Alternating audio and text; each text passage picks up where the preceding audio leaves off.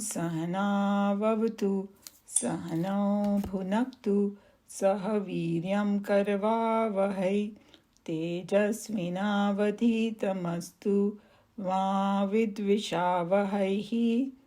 ओम शांति शांति शांतिः। हरि ओम श्री गुरुभ्यो नमः। हरि ओम। वसुदेवसुतं देवं कंसचाणूरमर्दनं देवकी परमानन्दं कृष्णं वन्दे जगद्गुरुं। कृष्णं वन्दे जगद्गुरुम्।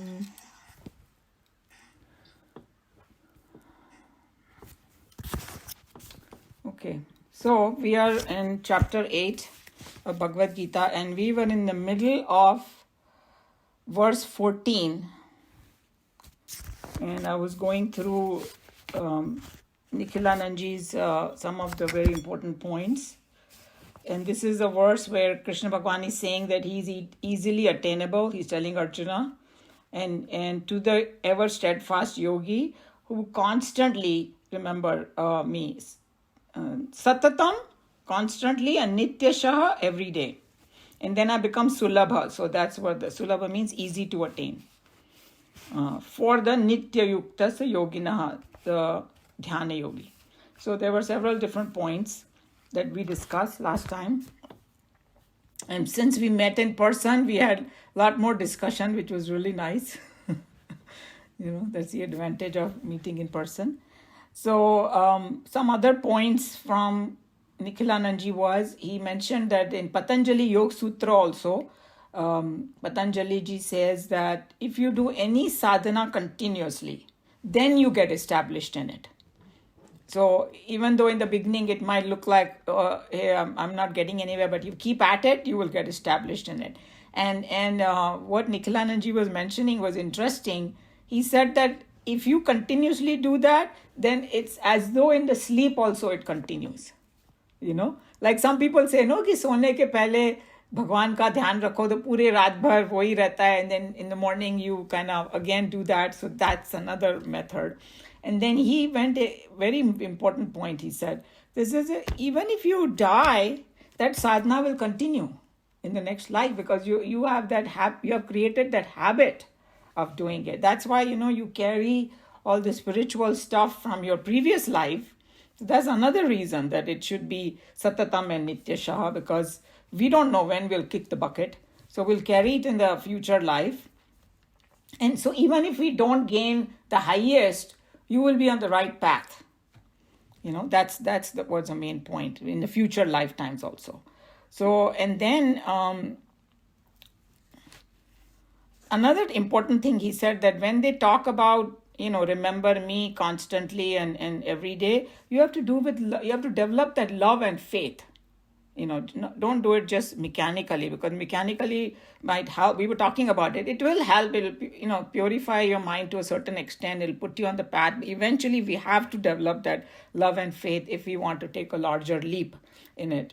And and he said that we should not be constantly complaining and with negative feelings, and because sometimes we have a habit, why God, why did you do this to me? You are so unfair, and why does all these bad things happen and all, none of that. The whole thing is a karmic cycle. You have to just accept it.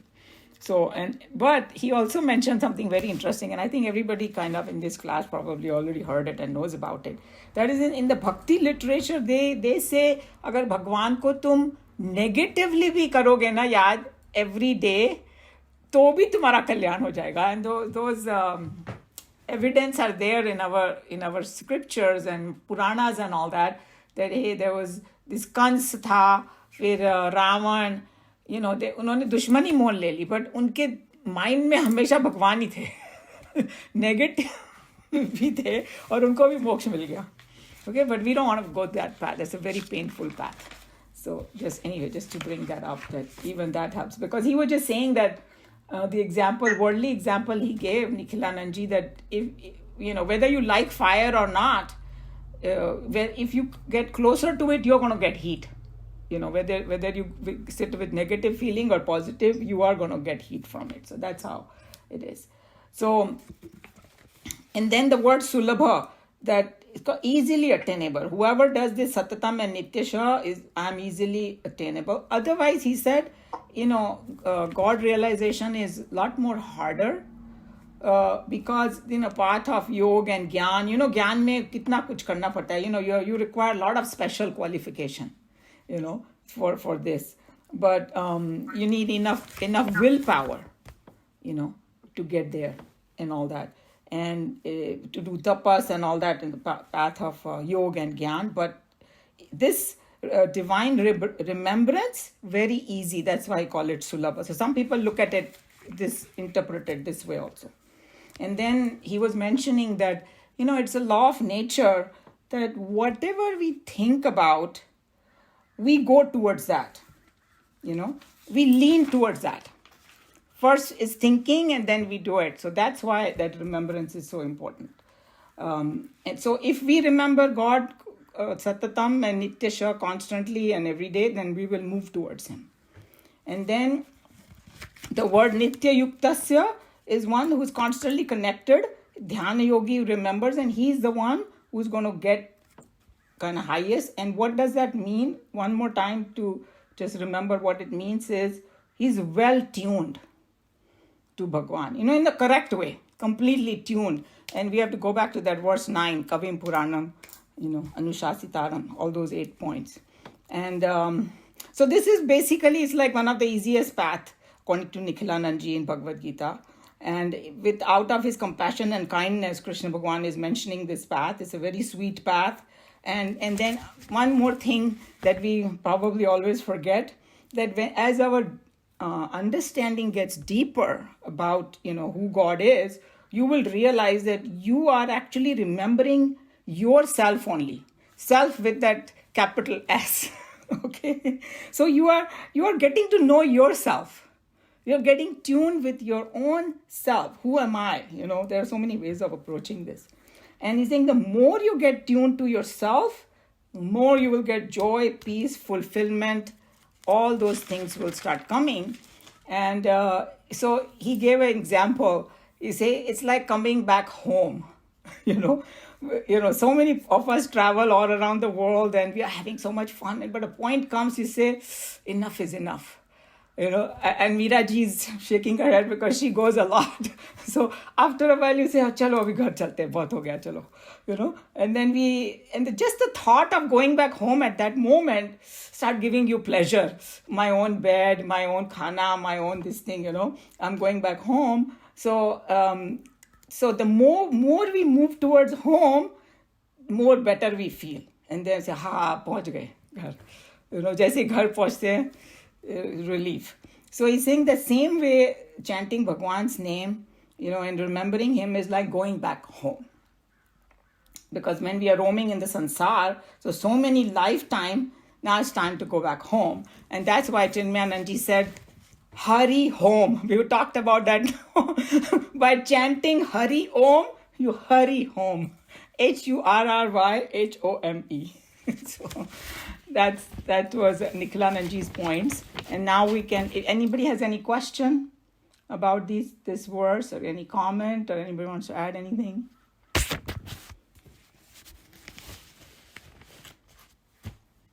So we can read Swamiji's commentary. He's going to, tell some very important points. Any volunteers to read who has not read before? Okay, Meera ji, you are on, if you are up to it. Yes, absolutely. Mm-hmm. I am easily attainable by that ever steadfast yogi who constantly remembers me daily, not thinking of anything else, O Parth. To the one who is ever steadfast in the life divine and remembers me, the self, always and daily, with a mind unshattered, to him the self is easily attainable. The statements in the previous stanzas are all again summarized here in a more emphatic and direct language. So you can see that Krishna Bhagwan, the message is the same. he just takes different approaches. जो भी आपको अच्छा लगता हो वो ले लो, that's what it is. But यहाँ पर एकदम direct ढंग से उन्होंने बोल दिया, कोई there is no room for anything else, satatam and nityashaha. Those are the two important words. An ever steadfast meditator is the one who does not allow his mind its full freedom to run amok among the bylanes of sensuality. Such a meditator alone, who constantly keeps in himself the awareness of the self, is indicated here as the successful practitioner. This statement belies the general belief that meditation for an hour or so at the dawn and for an equal length of time at night is all the spiritual duty of a meditator. Many a time, the singer of the Geeta has indicated his displeasure with the concept of a mere Sunday religion. So we had discussed about that, no, कि खाली 1 घंटा कुछ कर लिया हो मेरा spiritual thing हो गया. No, it is 24/7, but of course you need to do that practice for 1 hour, then bring all that positive thing into the rest of it. And then I think there's one more drishtant that I like it a lot, and I don't know, I have discussed it, but there are a lot of new people, and maybe you have heard, maybe you have not heard. It's saying that हम लोग भगवान को मंदिर में बंद करके रखते हैं ना. So one time भगवान came out of the मंदिर and चौराहे पे खड़े हो गए. तो सबने बोला अरे आप कैसे आ गए यहाँ पे, अभी आप तो मंदिर में जाइए वापस. बिकॉज जो भी मंदिर में जाके मत्था टेकते थे वो चौराहे पे जाके झूठ बोल रहे हैं, they are hurting other people, whatever, मन सर. एंड भगवान बोला नहीं मैं आप लोगों के बीच रहना चाहता हूँ. तो दे सेड नहीं आप वहाँ जाइए, हम आपकी पूजा वूजा सब उधर ही करेंगे, इधर मत आइए. So that's what it is, that we just want God, just for an hour here, पूजा वूजा कर ली, बाकी आप अपने घर में रहो, something like that. We have to have it 24/7. In Hinduism also, this limited conception of religion as a Friday prayer has come to be accepted, and they believe that it would bring about the necessary cultural edification and spiritual growth. This false belief is foreign to our inimitable tradition. Religion, in its real sense, does not preach a part-time behavior on the part of the devotees. No doubt, intense and single-pointed self-application in prayer, worship, or meditation is necessary once or twice a day. But the rest of the time also, the devotee cannot afford to sink into the depths of moral depravity and expect vaguely that with the prayer he has cleansed himself. So, as crystal clear, Swamiji's commentary, that, Sunday religion or Friday prayer, or somebody might do some upvas or something, and you cannot say that that's it and I'm done. No, it has to be the whole time. And of course that he's not undermining that whatever we do on Sunday or once a week or every day for an hour, 2 hours, whatever, half an hour. He's saying that that's also very, very important to give that, but then you cannot neglect the rest of the time. It has to definitely continue. So as crystal clear as possible, he has mentioned it. Prayer is no DDT to be sprayed now and then. Nor should the divine altar be considered as a bathroom where one enters dirty and walks out clean. Here, Krishna is very careful to insist, with all the strength and emphasis that he can command, that the divine consciousness must be maintained by the seeker constantly and continuously all through the day, daily. So we had discussed, right, कि गंगा में नहाने से पाप धुल जाते हैं, and then they said no पाप नहीं धुलते, पाप जब नहा रहे होते हैं तो वो पेड़ पे चढ़ जाते हैं, फिर जब नहा लो बाहर आ जाओ तो कूद जाते हैं तुम्हारे ऊपर. Basically, that is only to inspire us not to do something in the future, but it's, and then he यहाँ पर लिखा है उन्होंने पुरानी वाली बुक में, prayer is not an insecticide. to be sprayed now. Because that's what people use it for. अरे सब गड़बड़ करके चलो ये हवन कर लो सब धुल जाएगा कुछ नहीं होने वाला. He's very clear about that. This is not a place for this. Bhagavad Gita is not a place for these kind of things.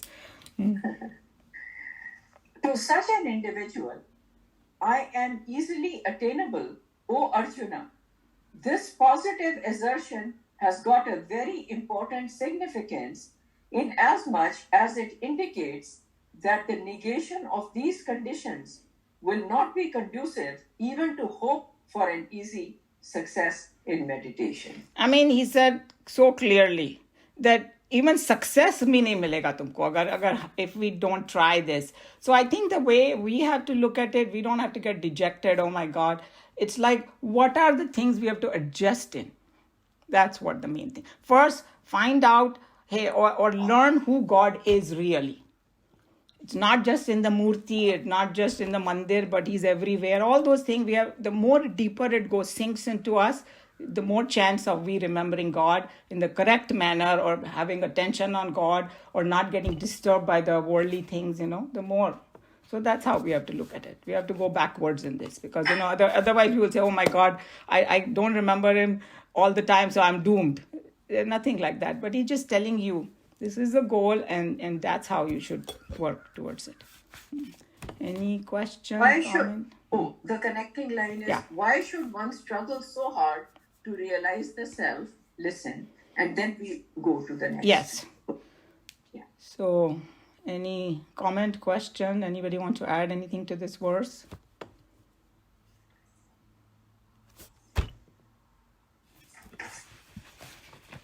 Okay, so looks like everybody is fully satisfied. No argument with Krishna Bhagwan or Swamiji's commentary. Okay, in that case, so let's move forward now. So Krishna Bhagwan knows Arjun's mind, huh? That, hey, he's like us. Mujhe kya milega? Right? मैं ये सब हंगामा करूँ, I put so much effort and I try to understand who Bhagwan is, and then I Satatam and Nitya Shah and all that. Hey, what am I going to get? So Krishna Bhagwan said, don't worry, I'll tell you what you'll get. That's the next verse. Mamupetya punarjanma dukkhalayam shashvatam napnuvanti mahatmanaha samsiddhim paramam gataha. Mam is to me, upetya, having attained. So Krishna Bhagavan is saying, attaining me. Here Krishna Bhagavan again, not the body, but he's talking about that Brahman. Punaha, again. Janma, birth. Dukkhalaya. Now this, a lot of people quote this. This is a very, very powerful verse in Bhagavad Gita. This world is a dukkhalaya. And it's more like an analysis of this world, because we don't need to get totally dejected. Oh my God, dukkhalaya kahan ke fas gaye and all that. But the nature is such that if you look at, try to get happiness from this world, you're not going to get it. That's what it basically means. But this world ko dukkhalaya bola hai. House of, place of pain. Ashashvatam. This is also a very important word. Shashvat means eternal, जो हमेशा रहता है. And ashashvatam, non-eternal. So this world is dukkhalaya and eternal. No is not. Apnuvanti, get. Mahatmanaha, the great souls. Samsiddhim, to perfection. The great soul who received that samsiddhi, perfection. Paramam, highest perfection. Gataha, having reached that place. So, what is he saying over here? Let's do this one. Yeah, I told you. So, Bhagwan talked about all the previous verses, how to chant Om and, remember him. And when we saw this verse 14 also, everything. So, what is so special about this Param Gati? They call it Param Gati, Moksha, freedom, whatever you want to call. So many names are there, Nirvan. So Bhagwan says that the one who attains me, so the word is Mam Upetya, the ultimate goal, Paramam Gati. So means the one who identifies with me, you don't get Punarjanma, Punarjanma na apnuvanti. You do not get punarjanma. So what does he mean? There are both the things are there. The one is you actually will not be birth or death ke cycle se bahar nikal jaoge tum. And there is a very famous Bhaj Govindam. A lot of you might know by Shankaracharya ji, and the line is very famous. सब लोग quote करते हो line को, पुनरपि जननम पुनरपि मरणम पुनरपि जननी जठरे शयनम. So that is the cycle. Hanging in the mother's womb. It sounds crude, but that's the truth. That to जन्म लेने के लिए वो सब हम लोग को कितना सहना पड़ता है. चाहे whether it's animal yoni or human yoni, you have to be in that confined space and all. Anyway, so the whole cycle of transmigration, they call it in English, that comes to an end. And so Nikhilanandaji was bringing just some points that, when we have taken the human birth, there are some short time when things are going conducive in our life and all that. And then we feel, oh, very, very nice and all that.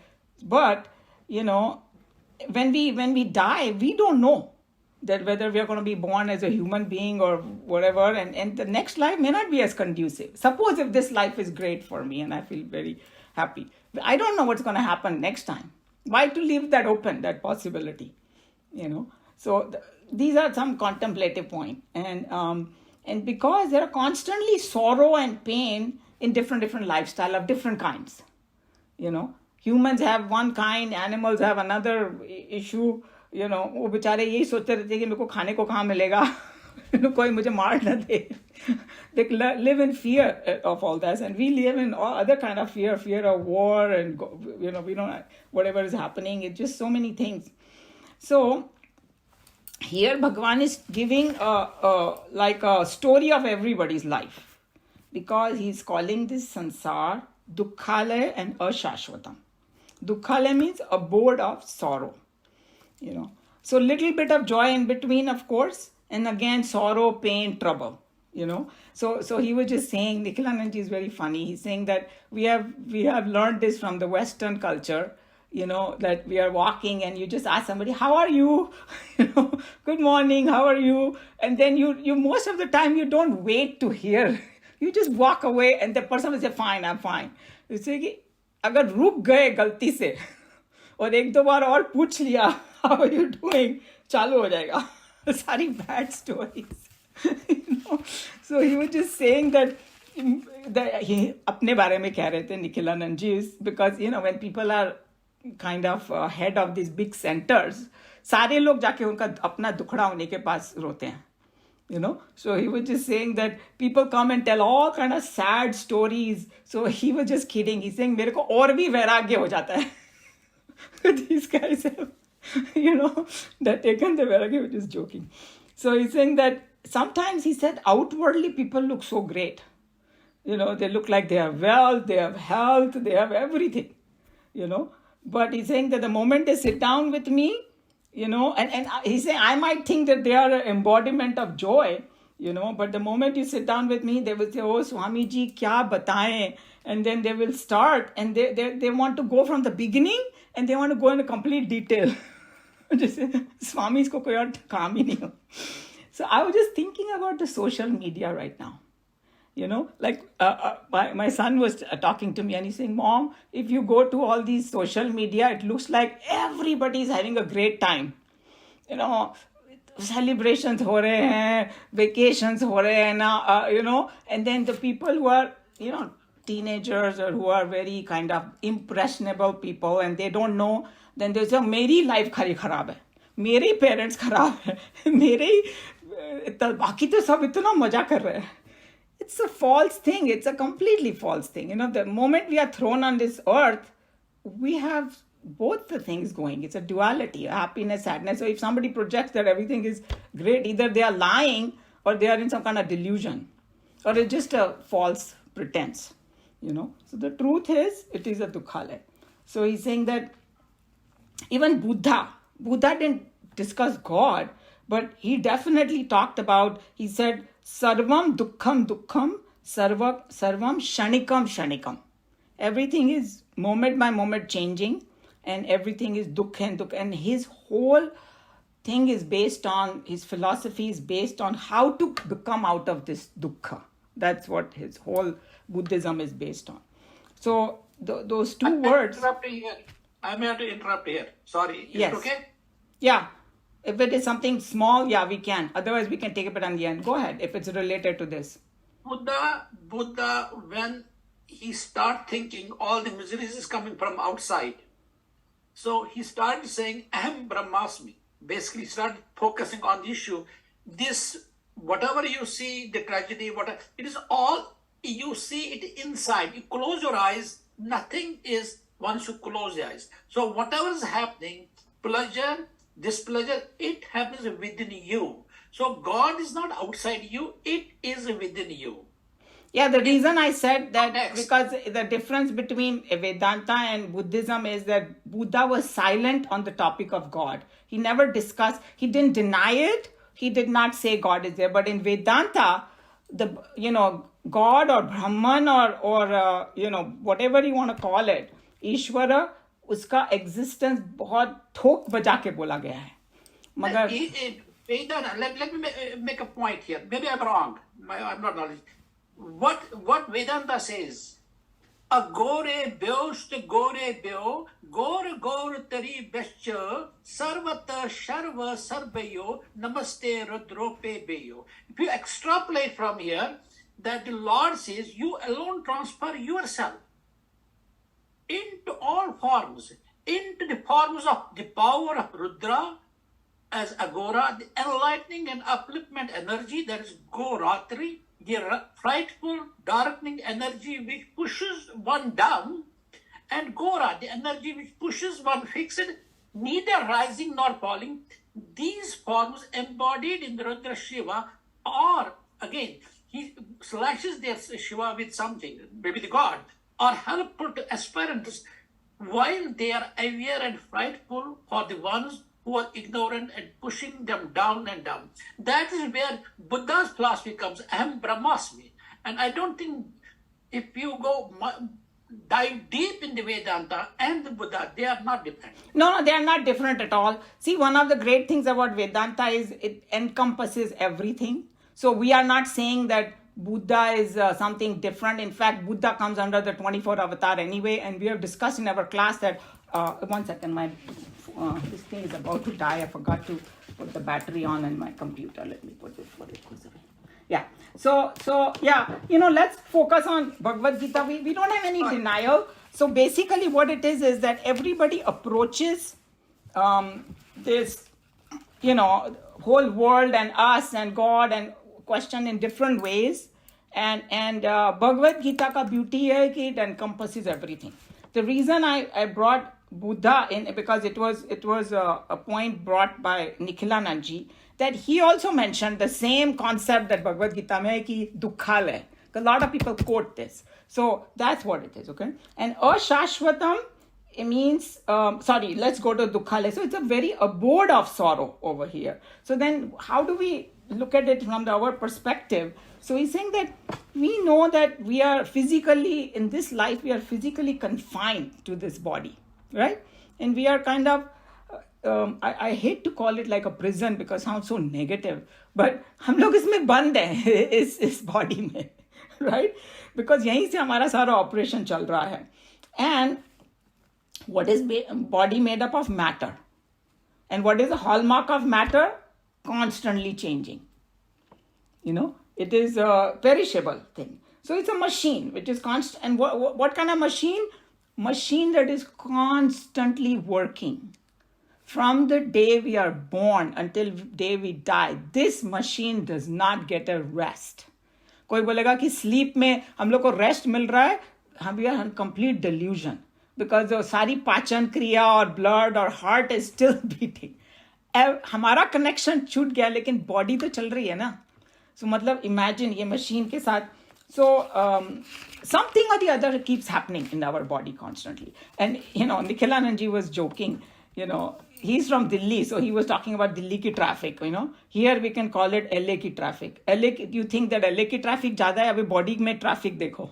क्या क्या कुछ ना कुछ चल ही रहा है, constant blood circulation, oxygen का आदान प्रदान हो रहा है, so many things are happening and all the organs are working vigorously, he said, and he's saying, he was joking, he said you may eat one laddu and you feel very good, लेकिन body को क्या क्या झेलना पड़ता है उसको digest करने के लिए, उसको पूछो सारे ऑर्गन स्ट्रगल कर रहे हैं उसको डाइजेस्ट करने के लिए, नॉन स्टॉप चल रहा है when we are asleep also. So basically क्या है कि you never know इस मशीन में कब और कैसे कुछ गड़बड़ हो जाए, and as our old age nobody needs to tell us, we say nobody knows कि क्या हो जाए इसमें. So basically as we grow old, he's saying that he's very funny. He said when you grow old then you know कि how many joints are there in the body, because पहले से ध्यान भी नहीं होता है कुछ. Is a young kid don't know that, but older people को पूछो उनको सारे joints मालूम है, because सारे दुख रहे. And then he said this was so funny because I could identify with this. He said if we sit we cannot stand, and if we stand we cannot sit. Even when I'm doing my yoga or something, I sit down in like sukhasana, and after sitting 20 minutes or something, oh my God, when I get up, it's like, oh, it's so hard. So, and this is one aspect of it, he was saying, Dukkhalaya. And the other aspect is through this body only, we are connected to the family, property, and everything around and people around us. And nobody needs to tell each other what can go wrong there. Okay? So many issues can keep, because Dukkhalaya ki baat hota hai, full of different kind of sorrows, And then the famous classification in Vedanta, everybody must have heard, there are 3 different kind of sorrows. So he brought that up. Adi Devik, Adi Bhautik, and Adhyatmik.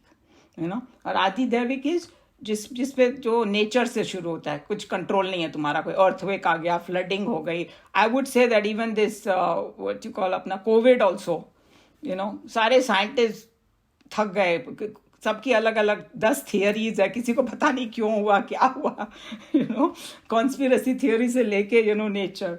So basically आदि दैविक. And then आदि भौतिक means in my surroundings में से कुछ भी हो सकता है. My neighbor is troubling me, dog is barking, government is doing this, God knows, all this, friends are troubling me, relatives, all that adi bhautik. And then third kind is, hey, all वो सब शांत है, कुछ मेरा ही गड़बड़ हो रहा है, either my body or my mind. So that's called adhyatmik. From my body or mind or my past sanskars. I don't know what sanskaras I have brought from my previous life, and they might start giving me trouble. Certain bad habit or, certain sanskaras which are negative, just pop up anytime in my mind and start giving me trouble. So these are the different kind of troubles. So even though, if you go back to the basics of Vedanta, that we are very embodiment of joy and peace. So don't get so dejected. We are. But the reason we constantly experience this sorrow, pain, and sense of limitation is because of the identification with our body. We forget. That's where the remembrance comes in. Hey, remember. So, and the other aspect of dukkha, this sansar is one is dukkha, ashashvatam. That is saying that it is non-eternal, it's going to end.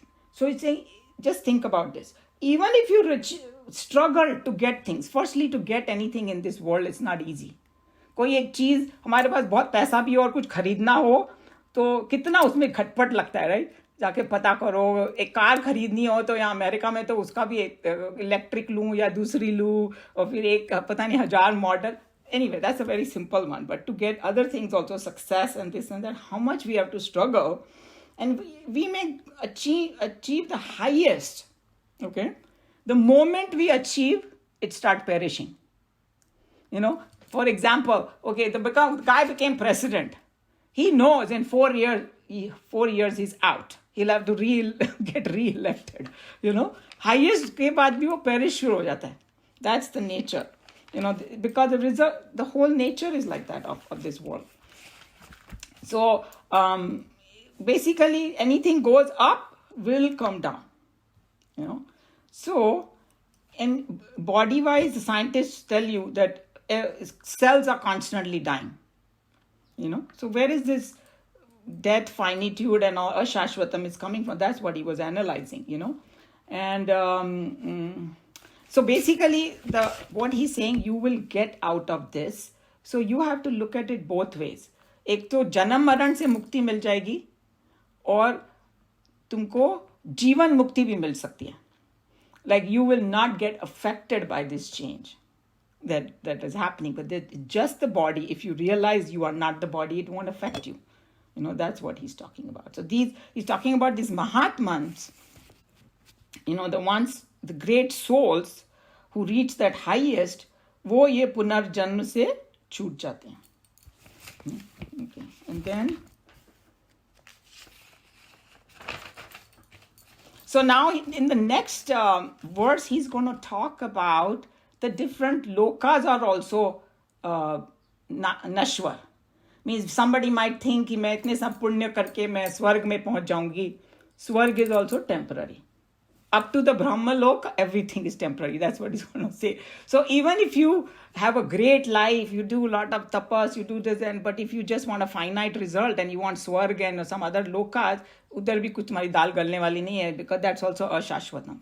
It's not eternal. So that's what he's reminding us about this. Any question, comment? Anybody wants to add anything to this Dukkhale? I know. I see Meena ji shaking her head. It's like, oh my God. Okay. Who would like to read Swamiji's commentary? You want any? I'm sorry, who said that? Okay, here, Sushil ji.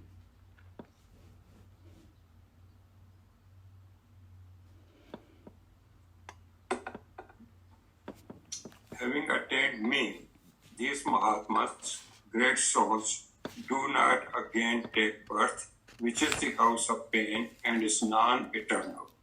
They having reached the highest perfection, moksha. To any practical-minded man of the world, as Arjuna was at this juncture of the discourse, an ardent doubt can arise in his profit-hunting mental estimation of what he has heard. No action is undertaken by any man of success in the world without considering the amount of strife that he has to put into his field of activity and the possible profit that he can reasonably expect from it. With such a calculating intellect, if one has so far listened to the discourse, it is natural that he should inquire what exactly would be the benefit that would be accruing to one who, through constant and daily remembrance of the self, attains selfhood. So basically just saying that we all are like asking, मेरे को क्या मिलेगा? And obviously we have this calculating intellect, and Arjun was in the same position. And that's why in our culture and shastras, asking question is totally allowed, because you don't need to believe anybody just because somebody's saying it to you. You got to intellectually be have a conviction, believe in it, that, hey, this is what it is. And that's why without clearing the doubt, it can never happen. If the doubts are lingering, we will never believe in it, because we'll always have. So that's what he's saying. And Krishna Bhagwan, throughout Geeta, has given reason why Arjun should do what he should do. Simple. And in the end, he gave him a complete freedom. इसे मैं तेरे को सब कुछ बता दिया है कि ये करेगा तो ये होगा, ये करेगा तो ये होगा, अब तेरी मर्जी, तू जाके कर जो तुझे अच्छा लगता है. So there is no compulsion of any kind over here. Yes, Teji. What you told at the end, that is the crux of the Gita. That what Krishna Bhagavan says, be a seeker, not a follower. I gave you everything. Now it is up to you. You want to seek? Go ahead. Don't be a follower. That is the beauty about the Hindu religion. Hindu religion never promotes people to be a follower. Yep. Be a seeker. If your inner self gets convinced, you don't need to go here and there to look for a God. You have everything inside. Everything is, you have everything, whole universe is inside. That is what Krishna leaves him at the end, Arjuna. Okay, now you have all knowledge, you have all information. Do whatever you want to do it. Correct. And So giving us a freedom, yes. If I understood, he clearly says you have to be a seeker. You have to keep on seeking, seeking, seeking. Don't be, you heard something, I want to follow it. Because he gives them an example. Not in the Geeta, I heard an example what it means. He says, in the daylight, all people can see everything, but the owl cannot see. Now, if we follow that the light gives you power to resolve the things, that is not true for the owl. He cannot see in the night, in the day. He can see in the night only. So be a seeker. What you can see, go to next step of seeking. I think that is what Gita is considered one of the highest form of philosophy. Good. And Thank you. What you told and what Lord Krishna tells to the Arjuna, those are the what if you are a Muslim, you say those are prophetic words, but something unique. Okay, let's go move forward. Yes, thank you. Okay, Sushilji. Estimating the benefit enjoyed by a man of perfection through the realization of the self, it is said that having attained me, the high-souled ones are no more subject to rebirth. To the philosophically thoughtful, rebirth is the starting point of all pains and imperfections. Krishna also says in the verse that rebirth is the house of pain and the ephemeral. Yeah, ephemeral is the temporary. So here, he's going to, Swamiji is going to analyze what it means, rebirth and birth, because it has a lot more philosophical tone to it. Not just physical birth and rebirth, but, other things. And also, from a human perspective, the moment the birth starts, all those pains and problems start. And, because I listened to a lot of this NDE people who had this near-death experience when they temporarily go in their realm and then have to come back, to the body. All of them across the board, the same freedom, no, अगर कितना भी pen हो रहा हो इस body में, किसी की बॉडी तो एकदम जर्जर हो जाती है, like with disease or accident or something, but in that realm, it's just, there's no pain, none of this. And there is a complete harmony, oneness, beauty, everybody getting along with everybody. It's like a no complaints. It's like hard for us to imagine that thing, but whatever Krishna Bhagavan is saying, it matches. That's evidence that these people bring out, So here he's saying that with this body, when we take birth, that's when it becomes, temporary and full of pain. Let's see how he explains it. Next paragraph. In the history of thoughts in the Upanishads, it is quite interesting to note how the goal of life, which was considered in the beginning as the state of deathlessness, Amrit Tattva, came to be reckoned later on as the absence of rebirth, na punarjanma. In the beginning, the anxiety of the seeker was to end the unavoidable and the most horrid of all experiences called death. As knowledge increases through the right evaluation of the happenings in life, it soon became clear to the subjective research scholars, the rishis, that death had really no sting at all for those who had understood that it's nothing but one of the different experiences in life. Death can in no way clip off continuity of existence. Those relentless thinkers had, in the logic of their thoughts, come to the conclusion that the birth was the beginning of all pains, and therefore the goal of life, if at all it was possible to achieve, should be the state of no rebirth. So he's just saying that in an ordinary human's life, if we don't know anything better, then death is the most horrible thing. You know, that, but once you come to know that, hey, by somebody dying, physical death khali ho rahi hai, but eternity to soul is always going to be there and things like that. So anyway, he's just kind of philosophically analyzing that when they talked about Amrutatvam, they also talked about deathlessness. And another way you can look at it in other parts, Swamiji has commented that the world of change is called, death of thing. And we face death not only just at the end of the physical death, we face death every day. The cells are dying, things are changing, everything, it's in flux.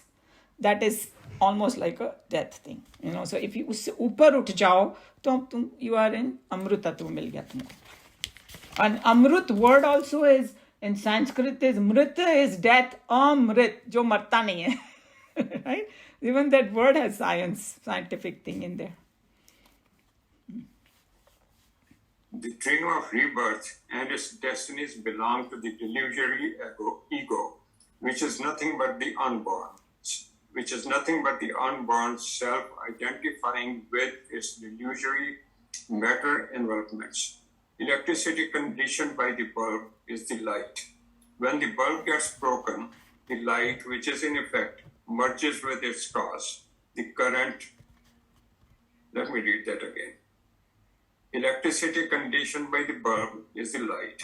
When the bulb gets broken, the light, which is an effect, merges with its cause, the current.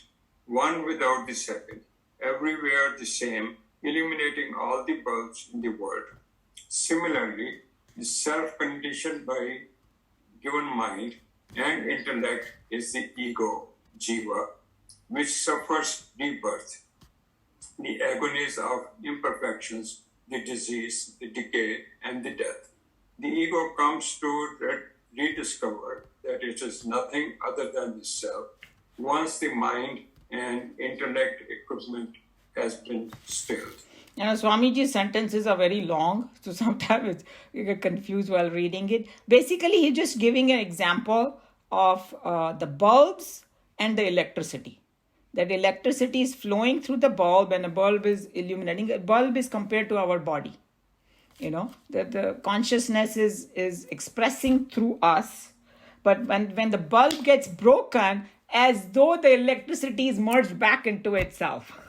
Okay, we don't think about it that way. Abhi mera bulb toot gaya yahan se, but kya ho raha hai? Electricity cannot pass through it because it's not the conducive for it to express. But what happened to that electricity? It just become the rest of the part of electricity. Electricity is one. Like somebody was saying, there is no such thing as Chinese electricity and Indian electricity and American. At the core of it, electricity is the same. So he's just giving that example to make us understand that the rebirth or taking birth and dying, that belongs to ego. Ego is the one who wants to keep alive, so you have to take another birth. And it does not belong to the Brahman. So that's why when you get established in Brahman, that's when you reach that deathless, kya bolna chahiye? You are in that deathless realm. And it can happen while you are alive also. That's why we have these people who are like saints and sages. They don't fear death. And some of them, they are Trikaldarshi and all. They know when to leave and how to leave. And I was recently reading about Yoganandji. Yoganandji left in the meditative position, his body. He gave this lecture, the last one, and then he left his body. So, because no fear, no nothing about it. And that whole famous story about Parikshit also, that when he found out he had 7 days to live, then, he listened to the whole Bhagavatam and he had no fear of death. And then he just sat and he said, "Oh, come, the snake, please come and bite me. I'm ready to go." So that's what it is. Yeah. The one who thus experiences the self as his own real nature realizes that he has never any relationship at all with the equipments of feeling and understanding. Just as an awakened man has no more relationship with his own dream wife and children, the ego comes to an end, its match, the ego comes to end its march through the thorny path of pain and finitude. When it gets awakened to the spiritual cognition of the self, such great souls will no more have any need to manifest in the plane of plurality, to get broken with the repeated lashes of sorrows and miseries lived. So I think this is a little bit hard for us to accept this, because we look at the dream and we say, dream is dream, but this is real life. But to the saints and sages, this life is like a dream. If we can understand. Our teacher used to say, God created dreams into our head to give us a clue. Okay, and this is a fact, what he said, that dream में कुछ भी हो रहा हो. I can, कोई single आदमी है, उसकी शादी भी हो गई, बच्चे भी हो गए. When he wakes up, where is the wife and kids? They're not there. Anyway, so basically he's just saying that once you awaken to the higher, then these things don't mean anything. He will still live and he will still try to help everybody and all that, but he doesn't give so much importance to it, so much reality to it like we do. We give too much reality to it.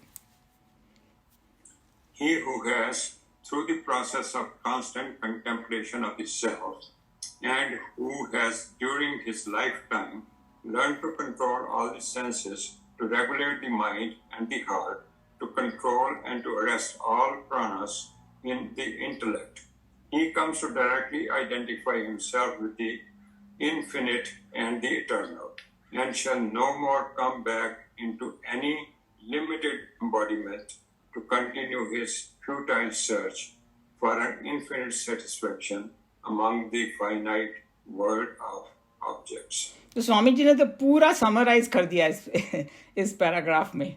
The last 5 verses को summarize कर दिया. Constant contemplation of the self during the lifetime, learn to control the senses, regulate the mind and the heart, all that, and arrest all pranas in the intellect. That person can experience that infinite he's talking about, and eternal. And then once you learn, once you get established in it, that's when this finite world is not going to be affecting you.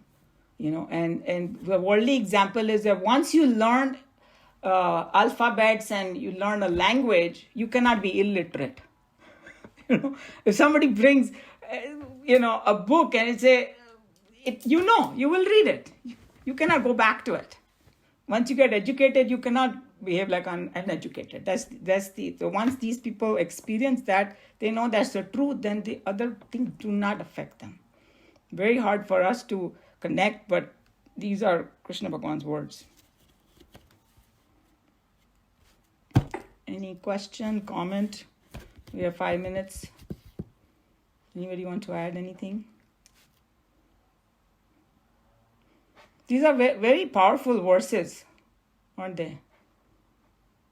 Especially this last 2.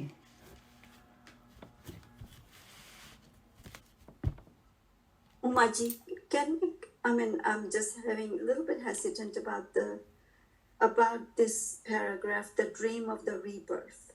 Okay, that's the paragraph. Okay. And then when it says that it merges back, when they talk about this bulb and when the bulb breaks, okay, what is it telling me when the bulb breaks? Is it my going away or is it my ego going away? That's what you can say both ways, because whenever they talk about death, we can take it both ways.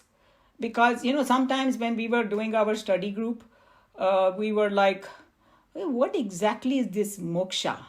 Okay. And even after you leave the body, okay, you don't come back, then what happens to me? Right? That's one question that comes.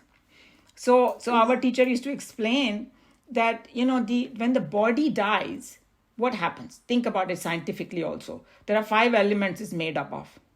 it It's goes gone back to the fire. element. Yes. You know, the air, whatever is in the body merges with the air. You know, what mitti jo hai, mitti mein chali gayi, and so on and so forth. Fire element mein.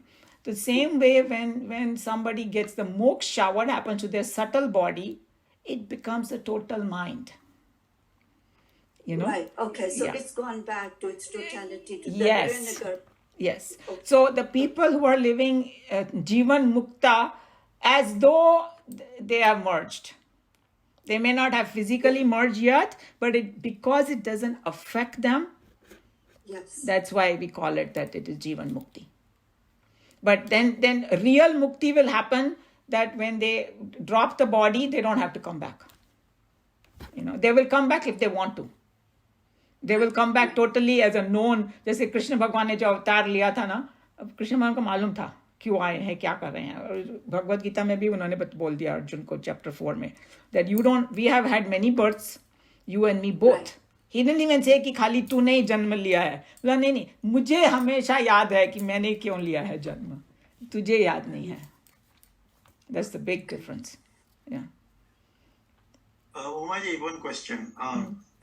Jivan Mukti is the death of ego, isn't it? Yes, Jivan Mukti is death of ego. Or you can call it death of ego. You can call it you don't get affected by the world. You know the world is also a dream. It's anitya. Whichever way you want to keep it. Sometimes, you know, death of ego causes confusion in people's head. What do you mean by that? So that's why maybe some people connect to that other way much better. That, you know, I'm not getting affected by anything. Because I don't, it is not real. Or it's temporary. You know, it's like the best example given is that when a small baby or a toddler, you know, when the balloon bursts, he will start crying. But the adult is not going to cry. He's going to just smile and say, what's a big deal? I'll get you another one. But the saints and sages tell us that we don't listen to them. उन्होंने सारी वो कबीर जी ने तो कितने वो दोहे वगैरह बना दिए. ये संसार, you know, it's like a bubble. It's going to burst any time and, you know, it's so temporary. ये वो हम लोगों को लगता है कि खाली कविता में लिखा है, ऐसा थोड़ी होता है. मगर उनकी दृष्टि से देखो तो ऐसा ही है. If you think of many lifetimes together, this is like a very kshanik, right? Or I mean, there are life forms on this earth that we experience every day that have only 24 hours in their lifetime. In the मच्छर कितना तंग करता है हमको. वो बेचारी की life खाली 24 घंटे की होती है. Or whatever, you know. I don't know exactly. But and even dogs, a lot of people have these days, you know, our next generation सब कुत्ते बिल्ली पाल रहे हैं. उनके भी it's like 12 years, 15 years में it's finished. So all these things we can contemplate upon, you know.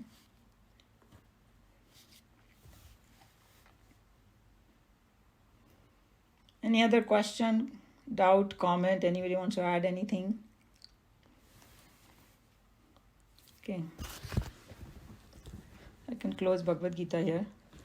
Sarvadharman parityajya mamekam sharanam vraja aham tva sarva papebhyah mokshayishyami ma shuchah. Hari Om. Shri Gurubhyo Namaha. Hari Om.